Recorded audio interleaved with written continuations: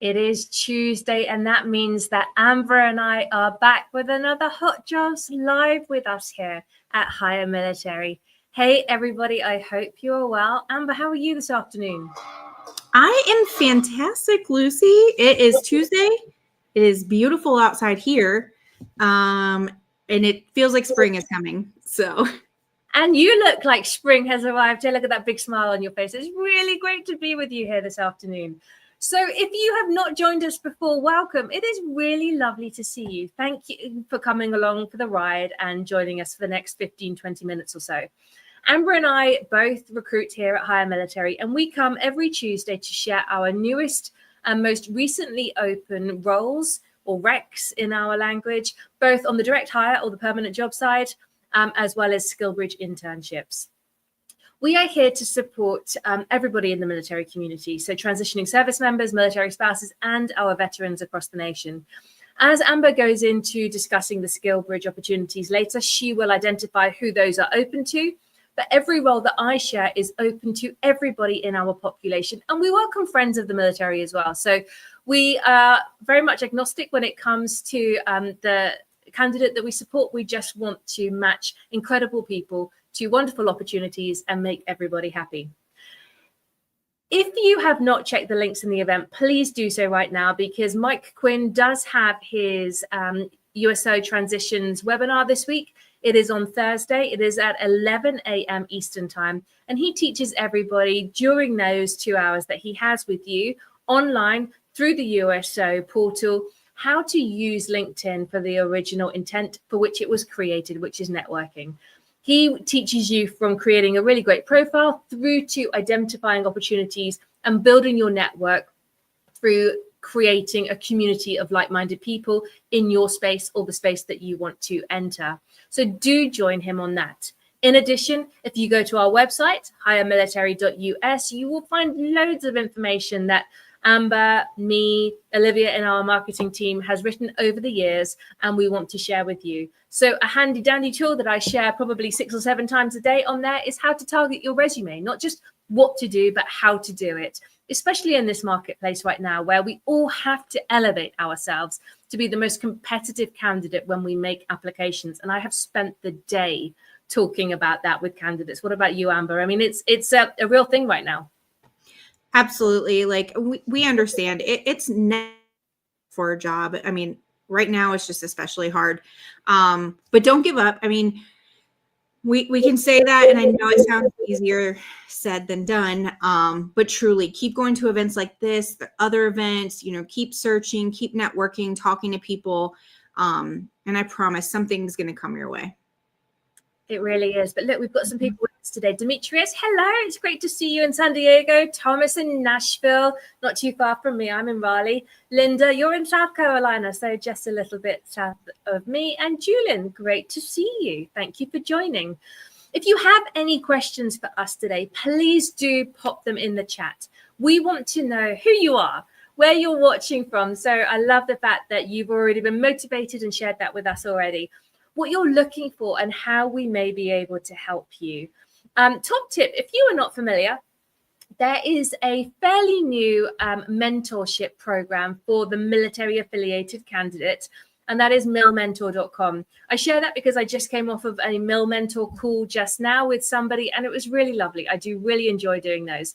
So if you are looking to connect with people to get some advice, some tips, encouragement, advice, guidance, or just to hold your hand through these crazy days right now, definitely check that out. That was created by 2 friends of Higher Military who we've known for a long time, and we're really proud of the platform that they have created there. Natasha, good afternoon from Virginia. Yeah, that's right. Evan, Chicago. Really nice to see everybody. Oh, Felipe in Arizona. Amber, we've got quite a few people joining us today. We do. It's exciting. It is exciting. So we have a question for you. We would like to know, and we're very curious, do you know the difference between a federal and a civilian resume? Yes or no suffices. We don't need the explanation. If you want us to, we will go into that explanation, because I have shared advice on that so much over the last week or so with the current climate due to the administration and some of the changes that are being made, and people from the federal sector coming out and looking for roles in the civilian sector, possibly being the first time they've ever done so. So if you are not familiar with the difference and you have always worked in the federal, or you've gone straight from military to federal, do ask that question, because let me tell you why. I went through a job yesterday that we're recruiting for, and I would say out of the 30 or 40 applications that I had, and federal applications were welcome on this one because it is a role working with the government, but just in a different guise. I would say probably about 75% sent a federal resume, and it's kind of not what's done in the civilian world, in the corporate world. We need civilian resumes. So if you're not familiar, and I see lots of yeses right now, I don't see anybody who's brave enough to put their hands up and say no. Do ask, or even kind of put in, like, you can DM us and ask us, because we can share that piece with you. Oh, somebody's watching from the north of the UK. Are you English? Are you American? It's really lovely to have you here with us. So Demetrius, you said, why do people keep on passing you over? Great question. And I really don't have the answer to that right now, I'm afraid. But what I can tell you is there could be so many reasons. And it always starts with the resume. So I'll go into this, Amber. Shall I very quickly? Have we got some time? Yeah, because I can also add to it as well. Well, do you want to start? You start. Yeah. Well, I'll start in general terms. I know that it is really easy to, when you're submitting applications, to automatically think it's you, right? And Lucy's going to go into detail about the resume portion, because that's a very key portion that you need to get right. However, you got to remember, you're not the only applicant. There are hundreds sometimes of applicants, thousands even, depending on the role, especially with remote roles. And you'll get an email and they'll tell you, because of the volume of people we have, we can't give you individual feedback. Please understand that if you're one of 200 people that applied, they're going to take the top maybe 20 applicants to go through an interview process, maybe 20, 10 probably at most. So really, like, you would have to be in that top 10. Now you could be, which is where Lucy will tell you where the resume becomes extremely important. Just, I wanted to say, don't take it personally as far as that it's me, they don't want me, I'm doing something wrong. Just remember, you're not the only applicant, but you got to get that resume right. You do. Mm-hmm. And it could be, if you get the resume right, they don't want your resume. But I'm being flippant. Let's go back a step. Amber absolutely hit the nail on the head. You don't know who your competition is. This is a blind application. You can only control the application that you make. The biggest piece is your resume is the key that unlocks the door to the interview. And we all know that, right? But what that really means is you need to identify that you are perfection personified for the role that they are recruiting for. So when you take a look at the job description, read it all the way through, because as recruiters, what is our process, Amber? We have the job description here, or on one of our screens. We have the resume on another screen, and we check it off in our head, don't we? And we, like, if there are 5 qualifying criteria, we make sure that the candidates that we put even into our review bucket, not even into first screen bucket, into our review bucket, have those 5 qualification criteria. Then we look at the rest of the resume to see if you have the experience that we are looking for on the job description. Now, the thing is, you might be the most perfect of candidates. You might have done everything already, but if you have not articulated that and used the language that we have used in the job description to tell us that, then it's really likely right now in this time that you're going to get a reject hit on you, and we're going to pass on you, and we're going to go over to the next candidate.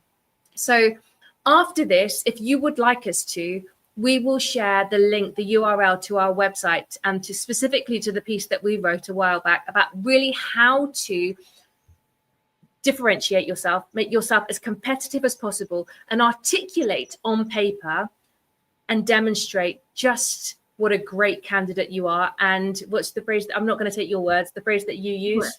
You are the job description is the problem, and your resume is the answer. And I want to add to something that gets looked over often is, remember, if there are mandatory qualifications required, right? A lot of times underneath there will be preferred qualifications. That means they are going to pick people if they have all of the required qualifications and some of the preferred. Those are going to be the top candidates. If you don't have any of the preferred and 10 candidates had, you know, the main qualifications and the preferred, and you only had the main ones, unfortunately, they're likely going to go with the candidates who have the additional experience and qualifications, because all of that adds experience that they're looking for in that position. And just to follow up on that, Demetrius, you've said you've got 7 resumes built for jobs you're looking for.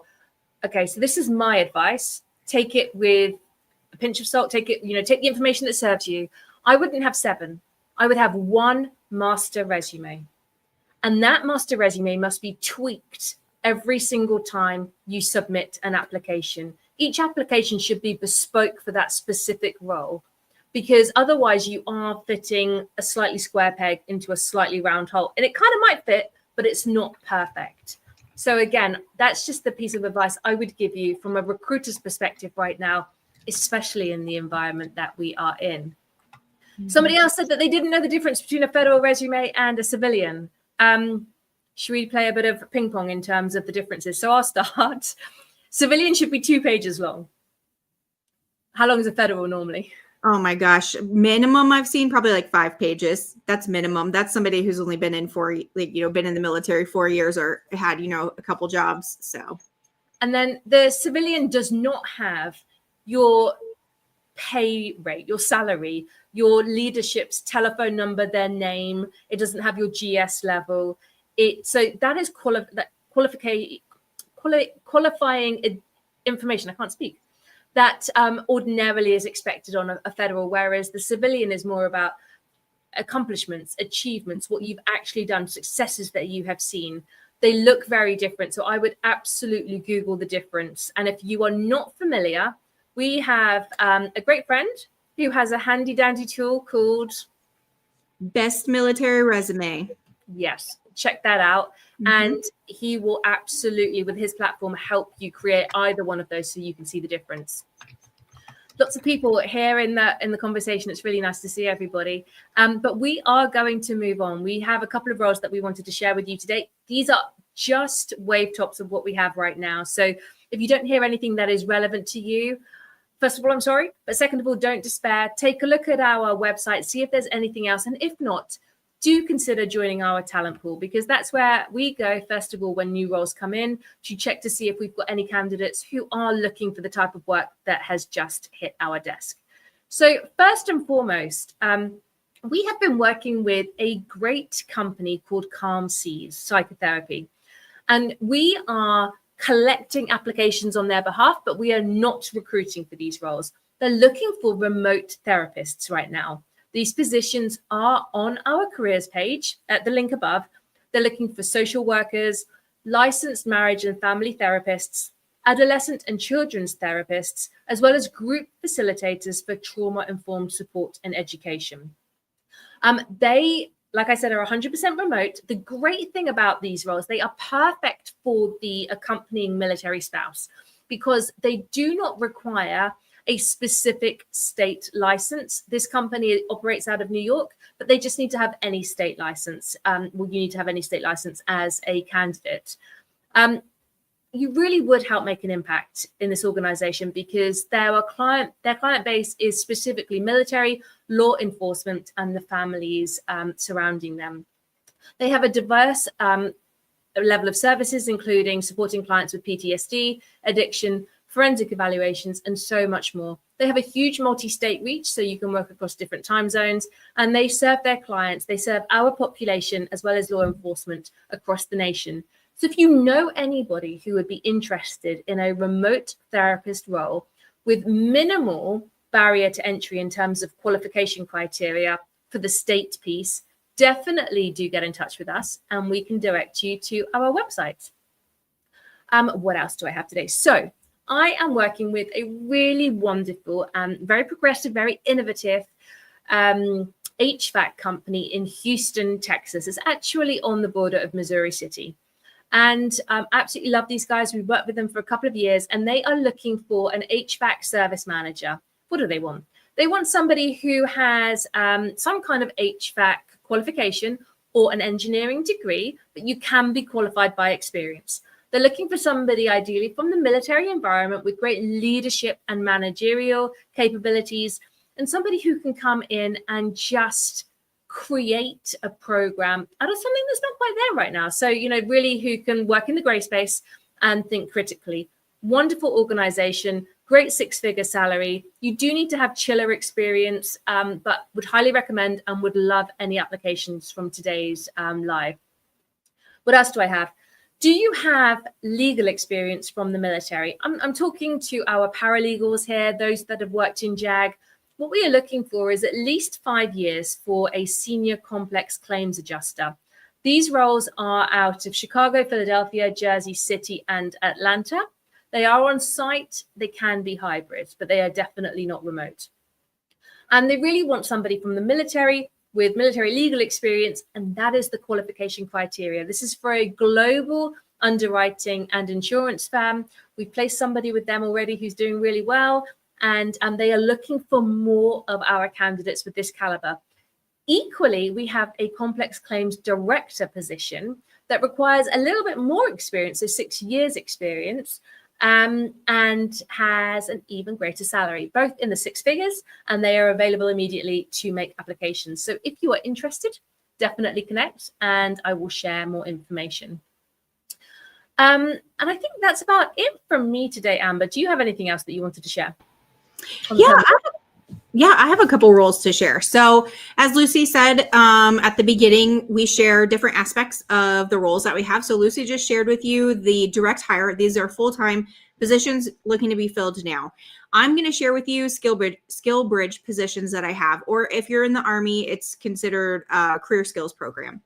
So what is Career Skills Program SkillBridge? So SkillBridge is a program for active duty personnel only. So you need to be active duty, or you could be guard and reserve on active orders. That is separating within the next year. So I'm looking for service members who are separating within the next year, available to do SkillBridge within the next, we'll say 6 to 9 months.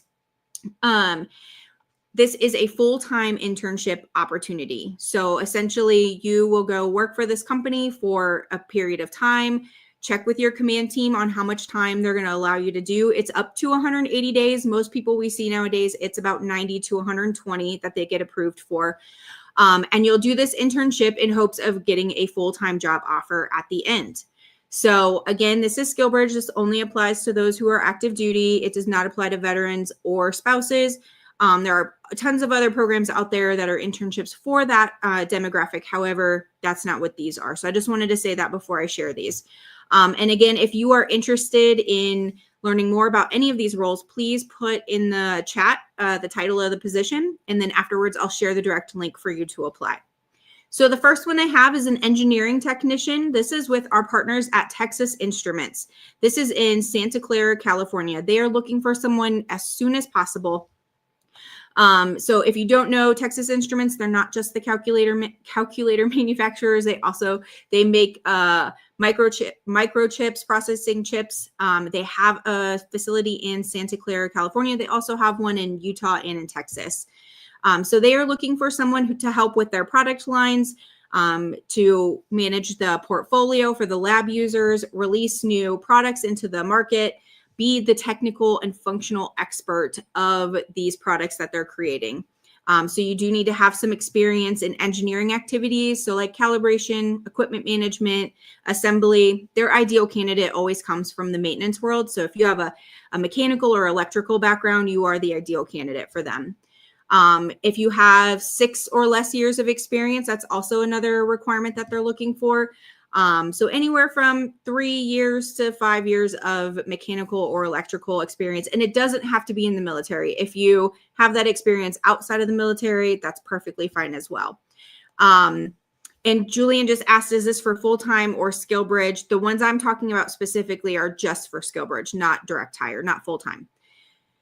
All right. So any questions on that, please definitely send me a message. I'm more than happy to answer any questions that you have. The next one I have is technical support engineer. This is with our partners at Datadog. So this is a remote position, a remote SkillBridge position. They are looking for people to join their technical solutions team. In the technical solutions team, you're going to do technical support. You're going to help customers. You're going to share technical and product expertise with customers. You're going to do demos and presentations and technical support. Again, this role is remote. It does lead to a full-time position on the end. Their interview process is very extensive because they are interviewing you through the SkillBridge program for a full-time role. And so upon completion of the SkillBridge, so either 90 to 120 days, you will go to one of the 4 main locations to work hybrid. That is Denver, Colorado, San Francisco, California, New York City, New York, or Boston, Massachusetts. So if you're not willing to relocate to one of those 4 locations, this SkillBridge program is probably not for you. They do work on site at those locations. They do work some shift work over the weekend. So keep that in mind as you're thinking about this. With the qualifications for this one, really, they want someone who is proficient in Python or other scripting languages such as Bash or Java, ability to debug code or interpret lines of code, and a foundation of Linux is definitely helpful.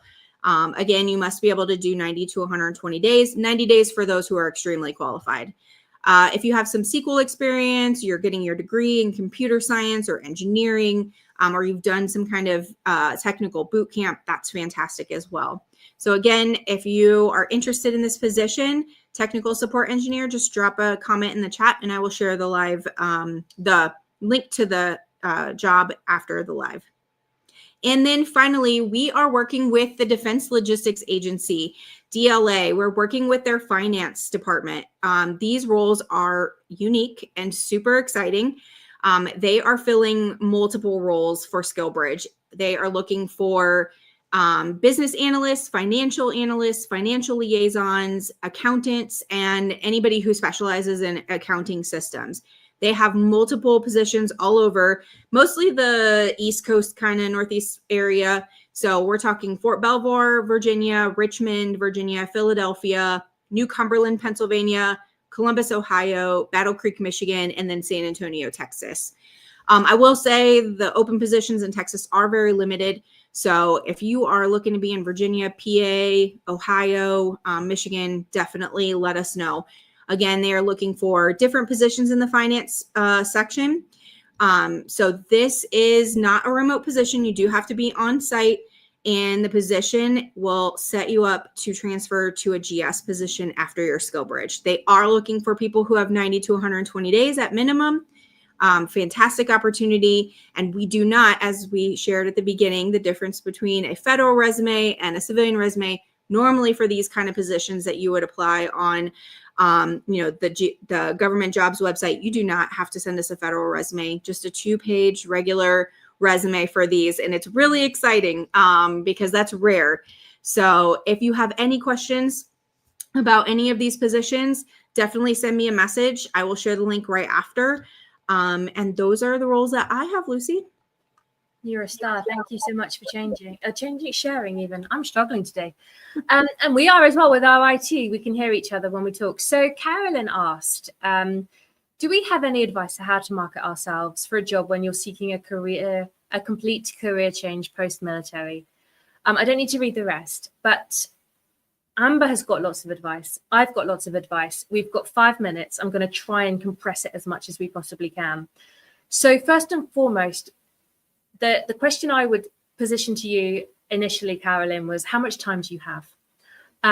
So if you are transitioning or separating in 2 years, my answer would be very different to if you're separating in 3 months' time.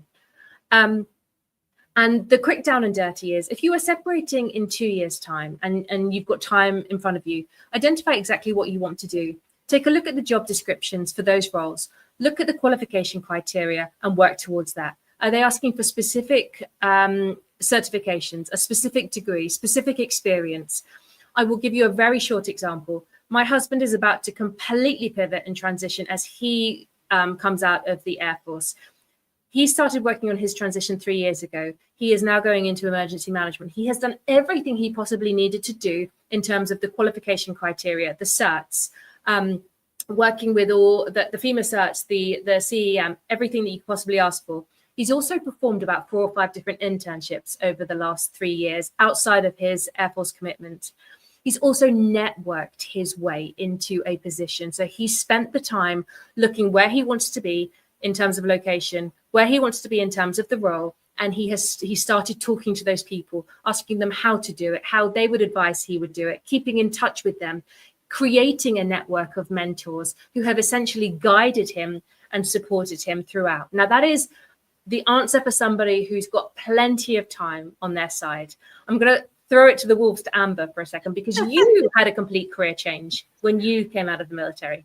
I did, but I also, like you said, Lucy, there were things I started doing early on. I identified that I was in emergency management-ish in the military, and I knew I didn't want to stay in that. So early on, before I separate, I decided, okay, what do I want to do? I really am fascinated by business. I'm really fascinated by HR.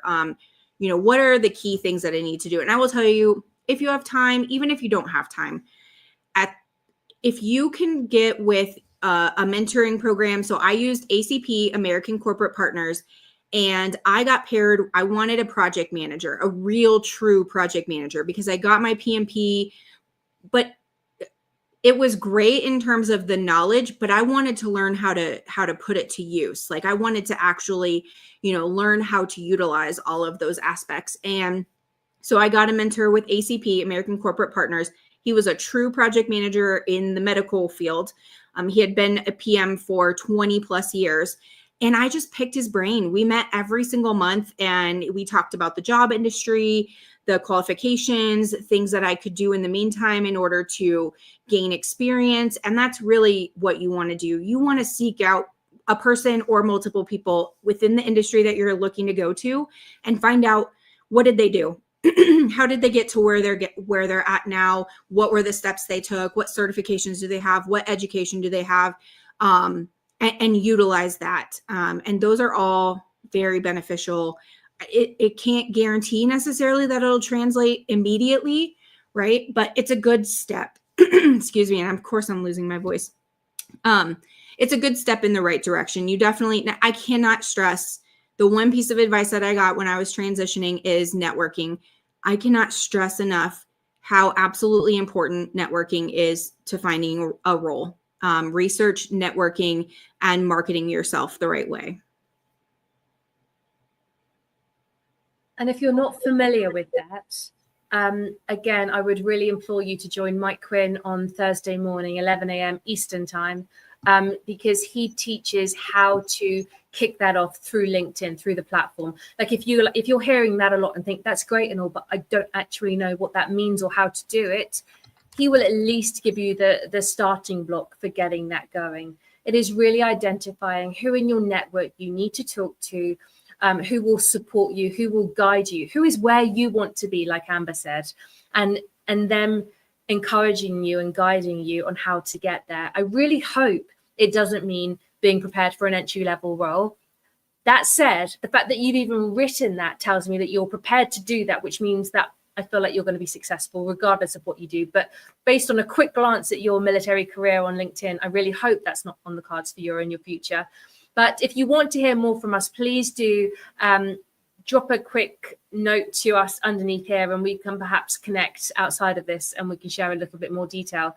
millmentor.com is also a great forum for finding your own mentor. ACP matches you. Mill Mentor has like a menu of people that you can choose from and you can set up your own mentorship calls. So I would definitely support that. But Amber, always a pleasure. Right on the 2:30 mark. Thank you so much for your time. Thank you. Take care, everybody. Have a great week.